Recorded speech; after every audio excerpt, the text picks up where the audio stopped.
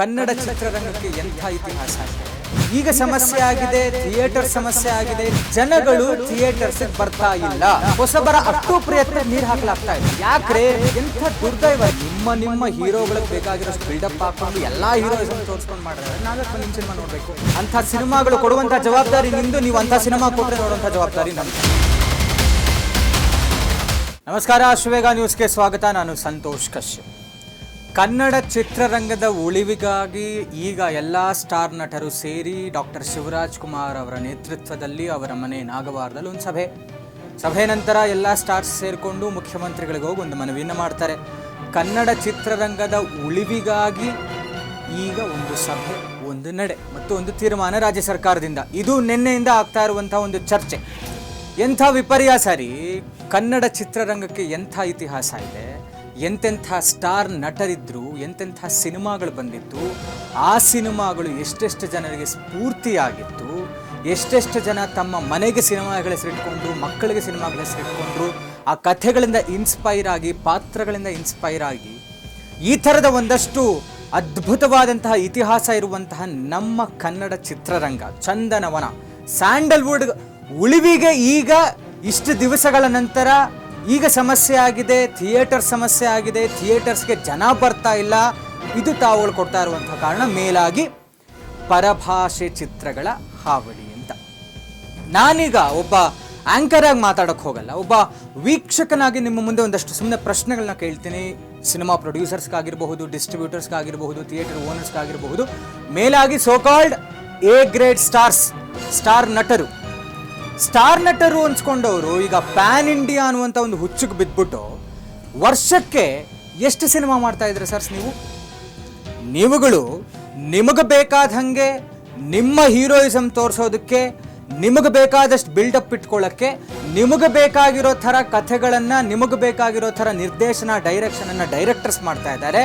ನಿಮಗೆ ಬೇಕಾದಷ್ಟು ಬಜೆಟ್ ಮೇಲೆ ನಿಮ್ಮ ಲೆಕ್ಕಾಚಾರದಲ್ಲಿ ಇದು OTT ಎಷ್ಟು ಸೇಲ್ ಆಗುತ್ತೆ, ಇದು ಓವರ್ಸೀಸ್ ರೈಟ್ಸ್ ಹೆಂಗೆ ಸೇಲ್ ಆಗುತ್ತೆ, ಸ್ಯಾಟಲೈಟ್ ರೈಟ್ಸ್ ಹೆಂಗೆ ಸೇಲ್ ಆಗುತ್ತೆ, ಈ ಥರದ ಎಕ್ಸ್ಪೆಕ್ಟೇಷನ್ ಪ್ರೊಡ್ಯೂಸರ್ಸ್ ಜಾಸ್ತಿ ಆಗ್ಬಿಟ್ಟು ನಿಮಗೆ ಬೇಕಾದಂಗೆ ನೀವು ಸಿನಿಮಾಗಳು ಮಾಡ್ತಾ ಇದ್ದೀರಿ ಹೊರತು ನಮಗೆ ಬೇಕಾದಂಗೆ ಸಿನಿಮಾ ನೀವು ಮಾಡ್ತಾ ಇಲ್ಲ. ನೀವು ನಿಮಗೆ ಬೇಕಾದಂಗೆ ಸಿನಿಮಾ ಮಾಡೋದನ್ನು ಬಿಟ್ಟು ನಮಗೆ ಬೇಕಾದಂಗೆ ಸಿನಿಮಾಗಳನ್ನ ಮಾಡಿದ್ರೆ ನಾವು ಯಾಕೆ ಥಿಯೇಟರ್ಸಿಗೆ ಬರಲ್ಲ? ಈಗ ತಾವೆಲ್ಲರೂ ಗೂಬೆ ಕೂರಿಸ್ತಾ ಇರುವಂಥದ್ದು, ಜನಗಳು ಥಿಯೇಟರ್ಸಿಗೆ ಬರ್ತಾ ಇಲ್ಲ. ನೀವುಗಳು ಜನಗಳಿಗೆ ಬೇಕಾಗಿರೋ ಥರ ಕತೆ ಇಟ್ಕೊಂಡು ಸಿನಿಮಾ ಮಾಡ್ತಾ ಇಲ್ಲ. ಅದು ವಿಷಯ ಫಸ್ಟ್ ತಿಳ್ಕೊಂಬಿಡಿ. ನಮಗೆ ಬೇಕಾಗಿರೋ ಥರ ಸಿನಿಮಾ ಕಥೆಗಳು ಬರ್ತಾ ಇಲ್ಲ. ನಿಮ್ಮ ಹೀರೋಗಳಿಗೆ ಬೇಕಾಗಿರೋಷ್ಟು ಬಿಲ್ಡಪ್ ಹಾಕ್ಕೊಂಡು ಎಲ್ಲ ಹೀರೋಯಿಸಮ್ ತೋರಿಸ್ಕೊಂಡು ಮಾಡೋದಾದ್ರೆ ನಾವ್ಯಾಕೆ ಬಂದು ನಿಮ್ಮ ಸಿನಿಮಾ ನೋಡಬೇಕು? ನಮಗೆ ಬೇಕಾಗಿರೋಂಗೆ ಮಾಡಿ ನಾವು ಖಂಡಿತ ಬರ್ತೀವಿ. ನೀವು ಕೊಡ್ತಾ ಇರೋದು ಇನ್ನೊಂದೇನು ರೀಸನ್ನು, ಎಲ್ಲ OTT ಬಂದ್ಬಿಟ್ಟಿದೆ, ಎಲ್ಲರೂ ಫೋನ್ನಲ್ಲಿ ನೋಡ್ತಾ ಇದ್ದಾರೆ, ಯಾರು ಸಿನಿಮಾ ಥಿಯೇಟರ್ಸ್. ಇದೇ ಬೇರೆ ಭಾಷೆಯವ್ರು ಮಾಡ್ತಾ ಇದ್ದಾರಲ್ಲ ಸಿನಿಮಾಗಳು, ಅದ್ಭುತವಾದ ಕತೆ, ಅದ್ಭುತವಾದ ಸ್ಕ್ರೀನ್ ಪ್ಲೇ, ಒಳ್ಳೆ ಸಿನಿಮಾ ಹೋಗ್ತಾ ಇದ್ದಾರಲ್ಲ ಜನ. ಮಾಲ್ಸ್ಗೂ ಹೋಗ್ತಾ ಇದ್ದಾರೆ, ಥಿಯೇಟರ್ಸ್ಗೂ ಹೋಗ್ತಾ ಇದ್ದಾರೆ. ಯಾಕೆ ಕನ್ನಡ ಸಿನಿಮಾಗಳಿಗೆ ಬರ್ತಾ ಇಲ್ಲ? ಈಗ ಎಷ್ಟು ಹೊಸಬರ ಪ್ರಯತ್ನಗಳು ನಡೀತಾ ಇದೆ ಕನ್ನಡ ಚಿತ್ರರಂಗದಲ್ಲಿ. ನೀವೇ ನೋಡಿ, ಅವರುಗಳಿಗೆ ಒಂದು ವಾರ ಆಗಲಿ ಬೇಡ, ಒಂದು 3 ದಿನ ಆಗಲಿ ಥಿಯೇಟರ್ಸ್ ಸಿಂಗಲ್ ಸ್ಕ್ರೀನ್ ಸಿಗ್ತಾ ಇದೆಯಾ ಸರ್? ಇದ್ರ ಬಗ್ಗೆ ಗಂಭೀರವಾಗಿ ಯೋಚನೆ ಮಾಡಿದ್ದಾರೆ ನೀವುಗಳು? ಹೊಸಬರ ಅಷ್ಟು ಪ್ರಯತ್ನಕ್ಕೆ ನೀರು ಹಾಕಲಾಗ್ತಾ ಇದೆ. ಎ ಗ್ರೇಡ್ ಸ್ಟಾರ್ಸ್ ಅಂದ್ಕೊಂಡವರು B ಗ್ರೇಡ್ ಸ್ಟಾರ್ಸ್ನ ಅವ್ರ ಜಾಗಕ್ಕೆ ಬರಕ್ಕೆ ಬಿಡ್ತಾ ಇಲ್ಲ. ಎ ಗ್ರೇಡಲ್ಲಿ ಇರುವಂಥ ಸ್ಟಾರ್ಸು ವರ್ಷಾನುಗಟ್ಟಲೆ ಆದರೂ ಒಂದಾದ್ರೂ ನೆಟ್ಗಿರೋ ಸಿನಿಮಾ ಮಾಡ್ತಾ ಇಲ್ಲ. ಮತ್ತು ನಾವುಗಳು ಕಾಯ್ತೀವಿ, ಅವ್ರ ಅಭಿಮಾನಿಗಳಾಗಿ ದೊಡ್ಡ ಸೆಲೆಬ್ರಿಟೀಸ್ ಅನ್ಸ್ಕೊಂಡವರು ಸ್ಟಾರ್ ನಟರ ಸಿನಿಮಾಗಳಿಗೆ ಕಾಯ್ತೀವಿ. ಅವರುಗಳು ವರ್ಷಾನುಗಟ್ಟಲೆ ಆದರೂ ಒಂದೊಂದು ಸಿನಿಮಾ ಮಾಡ್ತಾರೆ. ಆ ಸಿನಿಮಾಗಳಿಗೆ ಆಸೆ ಮಾಡಿ ಹೋದರೆ ಅಷ್ಟು ನಿರಾಸೆ ಆಗಿ ಬರ್ತೀವಿ. ಮುಂಚೆ ಒಂದಿತ್ರಿ ಎಂಥ ಹಬ್ಬ ಇರ್ತಿತ್ತು, ಒಂದು ಸಿನಿಮಾ ರಿಲೀಸ್ ಆಗುತ್ತೆ ಅಂತ ಹೇಳಿದ್ರೆ ಅದು ಕಟೌಟ್ಸ್ ಹಾಕೋದಿರಬಹುದು, ಸ್ಟಾರ್ಸ್ ಇಟ್ಕೊಂಡು ಒಂದು ಹಬ್ಬದ ಥರ ಸೆಲೆಬ್ರೇಟ್ ಮಾಡ್ತಾ ಇದ್ರಿ. ಈಗ ಒಂದು ಸಂದರ್ಭ ನೋಡೋಕ್ಕೆ ಸಿಗ್ತಾ ಇಲ್ಲ ನಮಗೆ ಅಂತ. ಇದು ನಿಜ ಅಲ್ವಾ? ಎಂಥ ರಾಜ್ಕುಮಾರ್ ಅವ್ರಿಗೆ, ನೀವೀಗಲೇ ಯಾರೂ ರಾಜ್ಕುಮಾರ್ ಆಗೋಕ್ಕಾಗಲ್ಲ, ವಿಷ್ಣುವರ್ಧನ್ ಆಗೋಕ್ಕಾಗಲ್ಲ, ಅಂಬರೀಷ್ ಆಗೋಕ್ಕಾಗಲ್ಲ, ಶಂಕರ್ನಾಗ್ ಆಗೋಕ್ಕಾಗಲ್ಲ. ಎಷ್ಟು ಸಿನಿಮಾ ರೀ, ಒಂದೊಂದು ಸಿನಿಮಾ ಒಂದೊಂದು ಪಾತ್ರ ಹೇಳಿ ಮಾಡಿಸ್ದಂಗಿತ್ತು, ಅಷ್ಟೇ ಇನ್ಸ್ಪೈರ್ ಆಗಿತ್ತು, ಅಷ್ಟೇ ಹೌಸ್ಫುಲ್ ಆಗಿತ್ತು, ವರ್ಷಾನುಗಟ್ಟಲೆ ಸಿನಿಮಾಗಳು ಓಡಿತ್ತು. ಈಗ ಅಂಥ ನಟರಿದ್ದಾರ, ಪುಟ್ಟಣ್ಣ ಕಣಗಾಲ್ ಅಂತ ನಿರ್ದೇಶಕರಿದ್ದಾರ. ಯಾಕ್ರೆ ಅನಿಲ್ ಕಪೂರ್ ಅಂಥವ್ರು, ಕಮಲ್ ಹಾಸನ್ ಅಂತವರು ಬಂದು ಟ್ರಯಲ್ ಅಂಡ್ ಎರರ್ ಮಾಡ್ಕೊಂಡು ಹೋದಂಥ ಇಂಡಸ್ಟ್ರಿ ನಮ್ಮದು ಕನ್ನಡ ಚಿತ್ರರಂಗ.